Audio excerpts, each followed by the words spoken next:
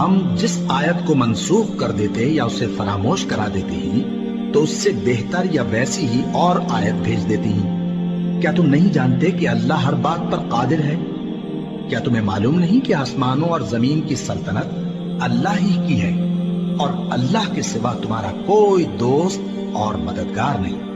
مسلمانوں، کیا تم یہ چاہتے ہو کہ اپنے پیغمبر صلی اللہ علیہ وآلہ وسلم سے اسی طرح کے سوال کرو جس طرح کے سوال پہلے موسیٰ سے کیے گئے تھے؟ اور جس شخص نے ایمان چھوڑ کر اس کے بدلے کفر لیا تو یقیناً وہ سیدھے رستے سے بھٹک گیا۔ بہت سے اہل کتاب اپنے دل کی جلن سے یہ چاہتے ہیں کہ ایمان لا چکنے کے بعد تم کو پھر کافر بنا دیں، حالانکہ ان پر حق ظاہر ہو چکا ہے۔ تو تم معاف کر دو اور درگزر کرو یہاں تک کہ اللہ اپنا دوسرا حکم بھیجے۔ بے شک اللہ ہر بات پر قادر ہے۔ اللہ اکبر، اللہ